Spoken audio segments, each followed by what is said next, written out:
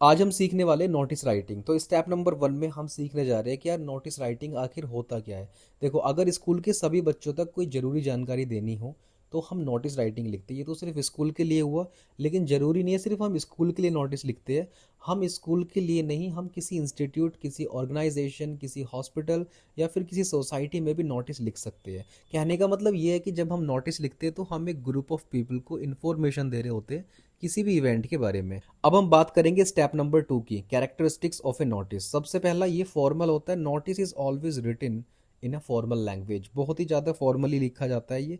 Short, बहुत clear होगा, concise होगा और ब्रीफ होगा। हम यहाँ पर नोटिस को कहानी किस्से की तरह नहीं बताएंगे, हम यहाँ पर सिर्फ पॉइंट टू पॉइंट बात करने वाले हैं। Number 5, address to a group. It is written for a specific group of people, not for an individual. Notice हमेशा एक ग्रुप के लिए लिखा जाता है, ना कि सिर्फ एक पर्टिकुलर इंसान के लिए। अगर मुझे अपने किसी दोस्त को इन्फॉर्मेशन देनी है तो मैं उसको कॉल या मैसेज करूंगा, मैं उसको कोई नोटिस नहीं लिखूंगा। नेक्स्ट, रिमेंबर, याद करने वाली बात यह है कि नो पर्सनल फीलिंग्स और ओपिनियंस। आपको इसमें अपनी कोई पर्सनल फीलिंग और ओपिनियन ऐड करने की ज़रूरत नहीं है। कोई स्टोरी, कोई एक्सप्लेनेशन की ज़रूरत नहीं है। केवल फैक्ट्स पर बात होगी और इन्फॉर्मेशन पर बात होगी। सिंपल, क्लियर और फॉर्मल लैंग्वेज का हम इस्तेमाल करेंगे। अब हम बात करते हैं स्टेप नंबर 3 की। कोई रियल लाइफ एग्जाम्पल पर बात करते हैं। मान लो एक सिचुएशन है, द प्रिंसिपल सेज कि Vipin sir inform the students that a debate competition will be held on Saturday, right.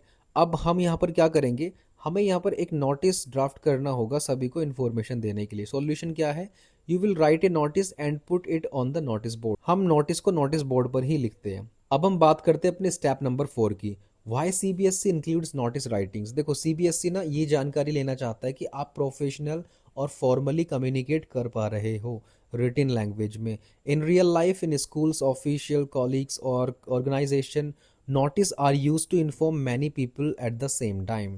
It is a real life skill that you will use in your studies, career and daily life। क्योंकि जब आप भाई आगे चलकर job करोगे ना, तो आपको वहाँ पर नोटिस लिखना पड़ सकता है, आपको लोगों को इन्फॉर्मेशन देनी पड़ सकती है। तो इसलिए आपको ये स्किल मास्टर करना आना चाहिए। A good notice shows that you are clear, responsible and well organised. एक अच्छा नोटिस ना ये शो करता है कि आप क्लियर हो, रिस्पॉन्सिबल हो और वेल ऑर्गेनाइज्ड भी हो। Think like a professional, right like a leader. आपको एक लीडर की तरह लिखना है, एक प्रोफेशनल की तरह सोचना है। अब हम बात करते हैं अपने स्टेप नंबर 5 की, कॉमन नोटिस टॉपिक्स। जो भी कॉमन नोटिस टॉपिक्स हो सकते हैं जिन पर नोटिस लिखा जा सकता है।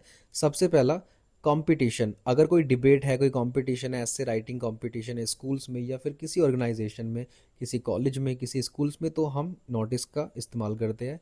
नंबर 2, कोई मीटिंग्स है, जैसे पेरेंट टीचर मीटिंग हो सकती है, स्टाफ मीटिंग हो सकती है और आपको उनको इन्फॉर्मेशन देनी है about the meeting. Number 3, seminar और वर्कशॉप्स। एग्जाम्पल, अगर कोई सेमिनार होने जा रहा है, कोई कैरियर गाइडेंस पर सेमिनार है या फिर कोई कम्युनिकेशन इंप्रूवमेंट के लिए सेमिनार है, हमें उसके लिए भी नोटिस लिखना पड़ता है। नेक्स्ट बात करते हैं कल्चरल प्रोग्राम की। यार आए दिन ना इंस्टीट्यूट आजकल तो बहुत ज़्यादा हो गया है कि कल्चरल प्रोग्राम चलाना, ये करना, वो करना, एनुअल फंक्शन, ये सब चलता रहता है उनका। पता नहीं कोई ना कोई फंक्शन चलता ही रहता है, तो इसमें नोटिस लिखना जरूरी हो जाता है। नंबर 5, कोई स्पोर्ट्स डे है, कोई किसी भी तरह का एनुअल स्पोर्ट्स डे है, इंटर हाउस स्पोर्ट्स या मीट है। लॉस्ट एंड फाउंड, अगर किसी का कुछ खो गया है, किसी को कुछ पा गया है, तो उसके लिए अगर हमें जानकारी देने की, यार ये सामान किसका है या फिर ये सामान मेरे पास है, आप यहाँ से आकर ले जाओ, तो इसके बारे में हम सब नोटिस लिखते। नंबर 7, कोई ब्लड डोनेशन कैंप चल रहा है। Number 8, cleanliness drive. Number 9, tree plantation drive. Number 10, school trip, कोई स्कूल की ट्रिप जा रही है, तो हम इन सभी टॉपिक्स पर नोटिस लिखते हैं। हालांकि टॉपिक्स बहुत हो सकते हैं और भी इससे भी अधिक हो सकते हैं, जरूरी नहीं है कि सिर्फ यही टॉपिक्स है, लेकिन कॉमन टॉपिक्स मैंने आपको बता दिया। अब मैं ना आपको नोटिस राइटिंग का एक एग्जांपल देने जा रहा हूँ। ये आपके सामने है, ABC पब्लिक स्कूल नोटिस। आपने यहाँ पर एक चीज़ नोटिस करी होगी कि सबसे पहले हमने इंस्टीट्यूट का नाम लिखा है, यानी कि जो वो स्कूल है, कॉलेज है या कोई भी संस्था है, ABC पब्लिक स्कूल।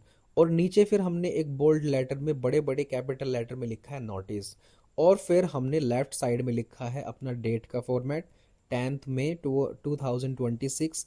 और उसके तुरंत नीचे हमने लिखा इंटर हाउस डिबेट कंपटीशन, ये भी हमें कैपिटल लेटर में लिखना है। अब हमारी मेन बॉडी पार्ट स्टार्ट होता है। All the students are hereby informed that an inter house debate competition will be held on 20th May 2026 at 10 a.m. in the school auditorium. Interested students should give their names to the English department by 15th of May 2026. Vipin head boy.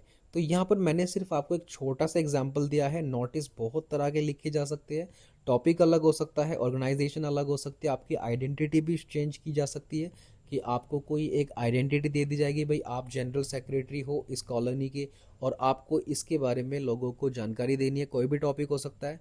तो आप उस पर make sure कैसे आपको notice लिखना है, मैंने आपको फॉर्मेट दे दिया है। अभी के अभी आप मुझे कमेंट में लिख दीजिए कि आप एक नोटिस राइटिंग प्रैक्टिस करेंगे और मुझे व्हाट्सएप पर अपनी इमेजेस सेंड करेंगे। Thank you so much.